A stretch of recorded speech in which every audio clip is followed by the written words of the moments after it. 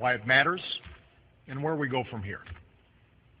Over the past 2 years, what began as a series of peaceful protests against the repressive regime of Bashar al-Assad has turned into a brutal civil war. Over 100,000 people have been killed. Millions have fled the country. In that time, America has worked with allies to provide humanitarian support, to help the moderate opposition, and to shape a political settlement. But I have resisted calls for military action because we cannot resolve someone else's civil war through force, particularly after a decade of war in Iraq and Afghanistan.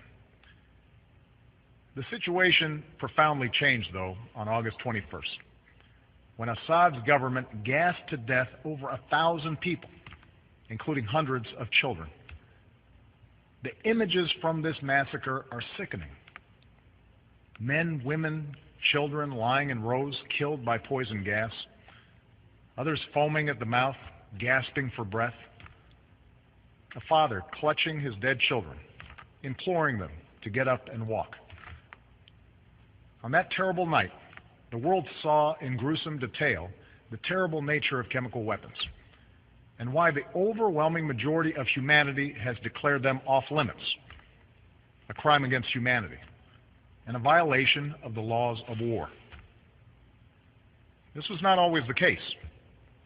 In World War I, American GIs were among the many thousands killed by deadly gas in the trenches of Europe. In World War II, the Nazis used gas to inflict the horror of the Holocaust. Because these weapons can kill on a mass scale, with no distinction between soldier and infant, the civilized world has spent a century working to ban them. And in 1997, the United States Senate overwhelmingly approved an international agreement prohibiting the use of chemical weapons, now joined by 189 governments that represent 98% of humanity. On August 21st, these basic rules were violated, along with our sense of common humanity. No one disputes that chemical weapons were used in Syria.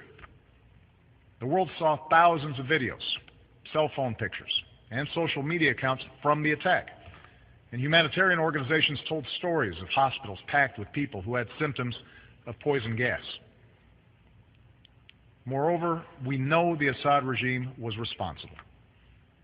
In the days leading up to August 21st, we know that Assad's chemical weapons personnel prepared for an attack near an area where they mix sarin gas.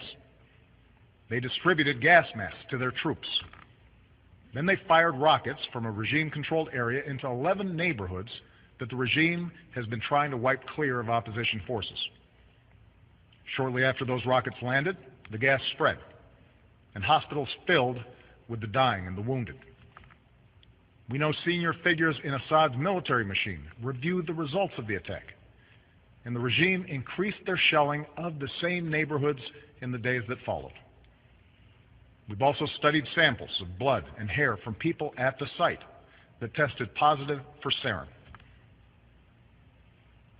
When dictators commit atrocities, they depend upon the world to look the other way until those horrifying pictures fade from memory. But these things happened. The facts cannot be denied. The question now is what the United States of America and the international community is prepared to do about it. Because what happened to those people, to those children, is not only a violation of international law, it's also a danger to our security. Let me explain why. If we fail to act, the Assad regime will see no reason to stop using chemical weapons. As the ban against these weapons erodes, other tyrants will have no reason to think twice about acquiring poison gas and using them. Over time, our troops would again face the prospect of chemical warfare on the battlefield, and it could be easier for terrorist organizations to obtain these weapons and to use them to attack civilians. If fighting spills beyond Syria's borders, these weapons could threaten allies like Turkey, Jordan, and Israel. And a failure to stand against the use of chemical weapons would weaken prohibitions against other weapons of mass destruction and embolden Assad's ally, Iran, which must decide whether to ignore international law by building a nuclear weapon or to take a more peaceful path. This is not a world we should accept. This is what's at stake. And that is why, after careful deliberation, I determined that it is in the national security interests of the United States to respond to the Assad regime's use of chemical weapons through a targeted military strike. The purpose of this strike would be to deter Assad from using chemical weapons, to degrade his regime's ability to use them, and to make clear to the world that we will not tolerate their use. That's my judgment as Commander-in-Chief. But I'm also the President of the world's oldest constitutional democracy. So even though I possess the authority to order military strikes, I believed it was right, in the absence of a direct or imminent threat to our security, to take this debate to Congress. I believe our democracy is stronger when the President acts with the support of Congress. And I believe that America acts more effectively abroad when we stand together. This is especially true after a decade that put more and more war-making power in the hands of the President and more burdens on the shoulders of our troops, while sidelining the people's representatives from the critical decisions about when we use force. Now, I know that after the terrible toll of Iraq and Afghanistan, the idea of any military action, no matter how limited, is not going to be popular. After all, I've spent 4.5 years working to end wars, not to start them. Our troops are out of Iraq. Our troops are coming home from Afghanistan. And I know Americans want all of us in Washington, especially me, to concentrate on the task of building our nation here at home, putting people back to work, educating our kids, growing our middle class. It's no wonder then that you're asking hard questions.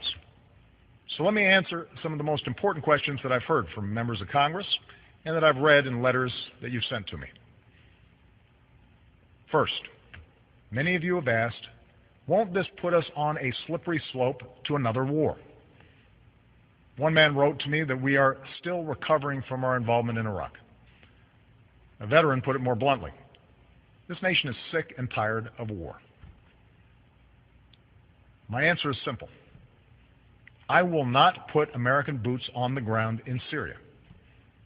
I will not pursue an open-ended action like Iraq or Afghanistan. I will not pursue a prolonged air campaign like Libya or Kosovo.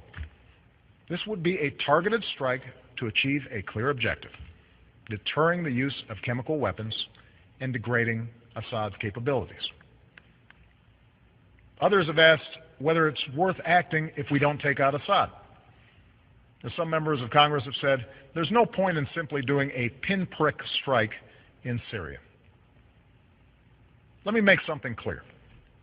The United States military doesn't do pinpricks. Even a limited strike will send a message to Assad that no other nation can deliver. I don't think we should remove another dictator with force. We learned from Iraq that doing so makes us responsible for all that comes next. But a targeted strike can make Assad, or any other dictator, think twice before using chemical weapons. Other questions involve the dangers of retaliation. We don't dismiss any threats, but the Assad regime does not have the ability to seriously threaten our military. Any other retaliation they might seek is in line with threats that we face every day. Neither Assad nor his allies have any interest in escalation that would lead to his demise. And our ally Israel can defend itself with overwhelming force, as well as the unshakable support of the United States of America. Many of you have asked a broader question. Why should we get involved at all in a place that's so complicated, and where, as one person wrote to me, those who come after Assad may be enemies of human rights? It's true that some of Assad's opponents are extremists, but al-Qaeda will only draw strength in a more chaotic Syria if people there see the world doing nothing to prevent innocent civilians from being gassed to death. The majority of the Syrian people and the Syrian opposition we work with just want to live in peace, with dignity and freedom. And the day after any military action, we would redouble our efforts to achieve a political solution that strengthens those who reject the forces of tyranny and extremism. Finally, many of you have asked, why not leave this to other countries or seek solutions short of force? As several people wrote to me, we should not be the world's policeman. I agree, and I have a deeply held preference for peaceful solutions. Over the last 2 years, my administration has tried diplomacy and sanctions, warnings and negotiations, but chemical weapons were still used by the Assad regime. However, over the last few days, we've seen some encouraging signs. In part because of the credible threat of U.S. military action, as well as constructive talks that I had with President Putin, the Russian government has indicated a willingness to join with the international community in pushing Assad to give up his chemical weapons. The Assad regime has now admitted that it has these weapons, and even said they joined the Chemical Weapons Convention, which prohibits their use. It's too early to tell whether this offer will succeed, and any agreement must verify that the Assad regime keeps its commitments.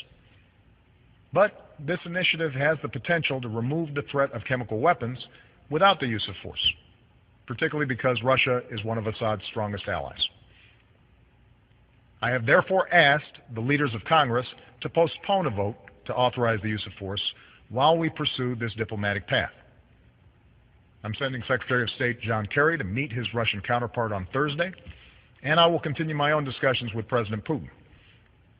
I've spoken to the leaders of two of our closest allies, France and the United Kingdom, and we will work together in consultation with Russia and China to put forward a resolution at the UN Security Council requiring Assad to give up his chemical weapons and to ultimately destroy them under international control.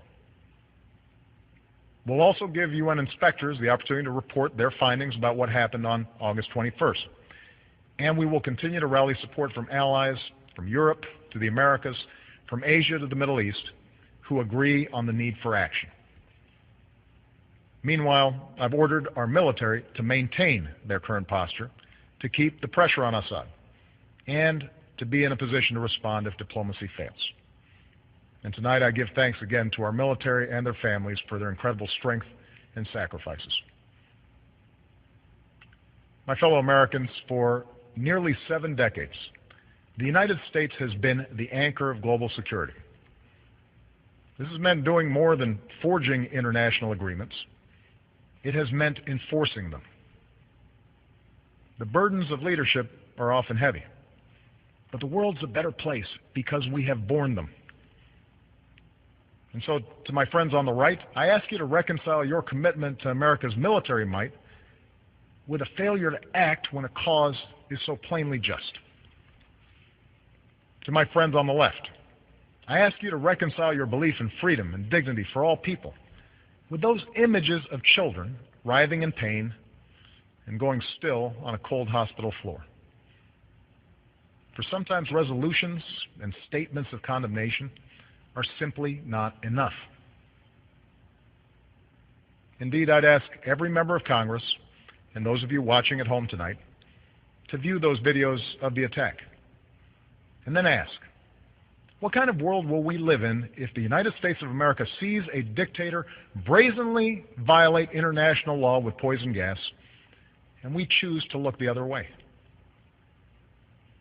Franklin Roosevelt once said, "Our national determination to keep free of foreign wars and foreign entanglements cannot prevent us from feeling deep concern when ideals and principles that we have cherished are challenged."